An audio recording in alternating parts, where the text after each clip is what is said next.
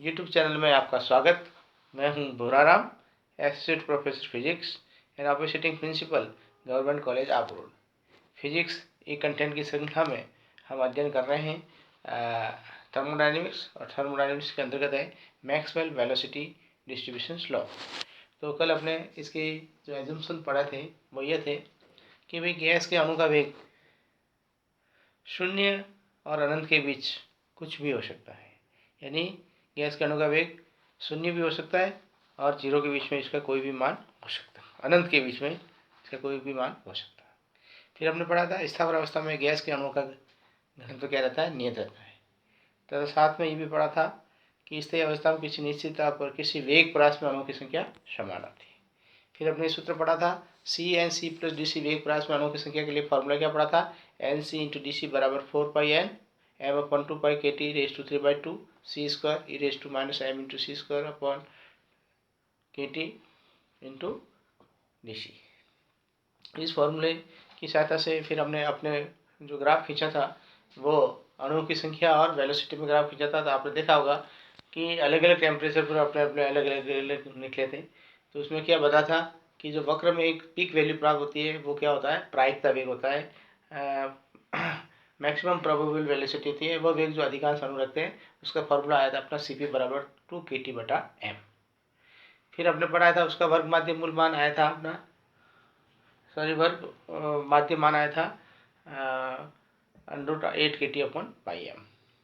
तो उस फॉर्मूले से अपने इसको निकाला था और आज अपन उसके आगे बढ़ेंगे कि वर्ग माध्य मूल मान कैसे निकालते हैं। तो वर्ग माध्य मूल मान को निकालने के लिए अपन क्या करेंगे कि पहले आपका जो वेलोसिटी है उसका वर्ग करेंगे, फिर उसका मीन निकालेंगे, फिर उसका अंडर लेंगे। तीन प्रोसेस है, रूट, ये मीन और स्क्वायर, तीन वैल्यू है, रूट मीन स्क्वायर वैल्यू। इसमें क्या करेंगे, पहले सी स्क्वायर का माध्य मान निकालेंगे, तो 0 से infinity n c d c into c square into बटा एन।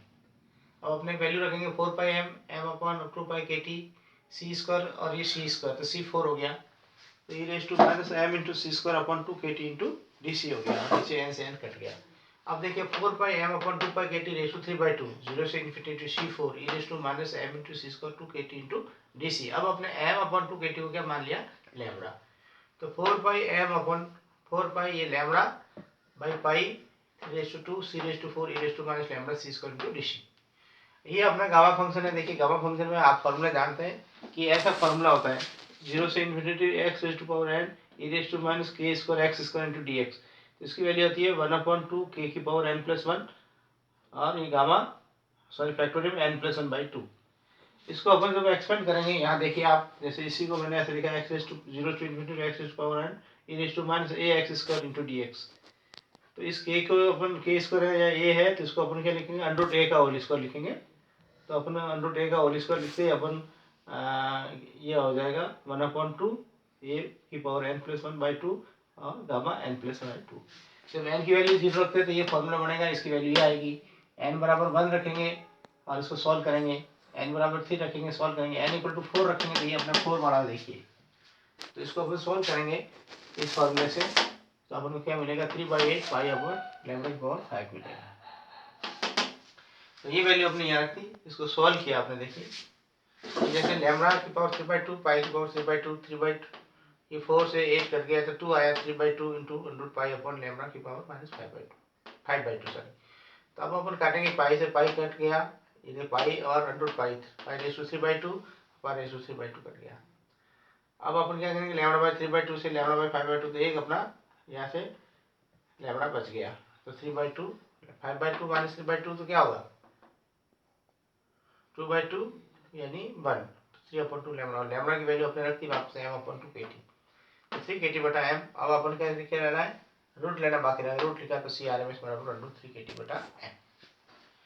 तो अब देखिए ये अपने सब मैंने गामा फंक्शन के फॉर्मूले लिखे हैं। इस फॉर्मूले में जैसे ऐसा होता है 0 से infinity x-1 E raise to -x1, तो क्या होता है, ये फैक्टोरियल n होता है और ये फैक्टोरियल हाफ क्या होता है, √पाई होता है। तो अब जैसे इसकी वैल्यू होगी 2, तो इसका क्या आएगा, फैक्टोरियल 3, 4 है तो फैक्टोरियल 5 आएगा, फैक्टोरियल, तो ये इसमें ये -x है। अब ये एक्स स्क्वायर और ये हो तो ये आएगा, तो इसमें अपन अलग अलग वैल्यू रखेंगे। तो आपको अलग अलग लंबी कैलकुलेशन करने की जरूरत नहीं, आप सीधा फॉर्मूला निकाल सकते हैं।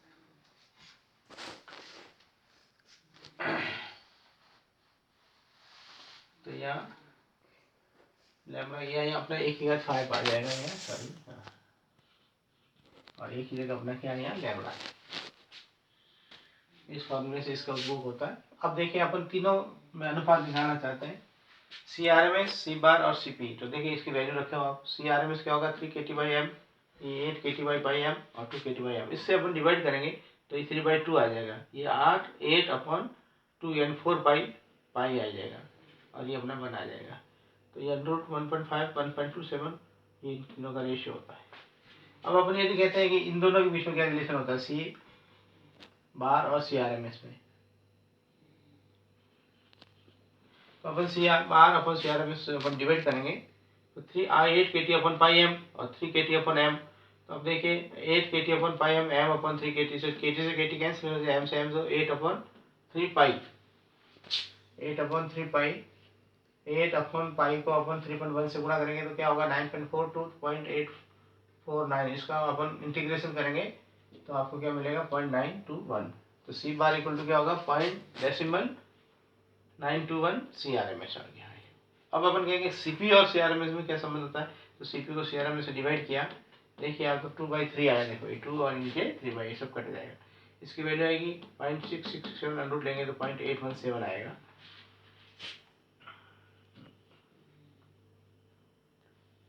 तो इसमें क्या आएगी अपनी value, cp equal to 0.817 c R M s आएगा। तो ये अपने इन तीनों में रिलेशन होता है। तो अपने यहाँ 3 प्रकार की वेलोसिटी निकाली मैक्सवेल वेलोसिटी डिस्ट्रीब्यूशन लॉ में। एक तो अपना निकाला माध्य वेग, वो आया 8 kT/m।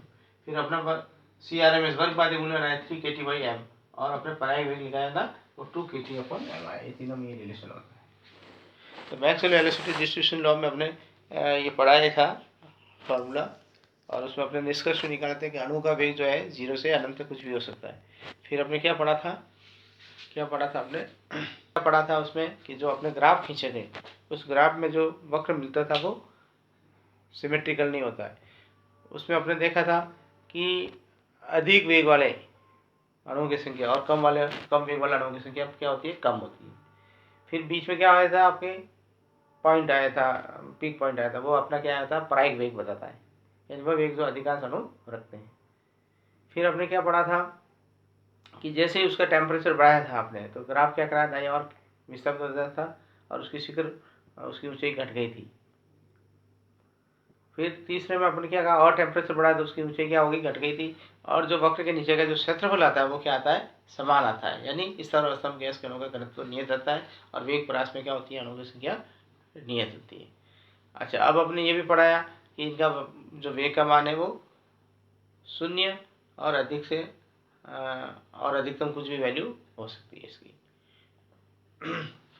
अब इसके पश्चात अपने इसके तीनों मान निकाले अपने।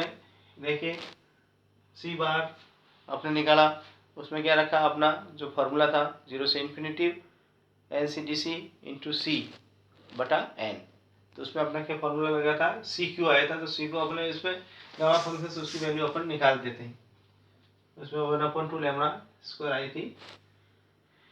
फिर अपने प्राइम वेग निकालने के लिए क्या था, उसको अपना अवकलन किया था C के सापेक्ष dN/dC को।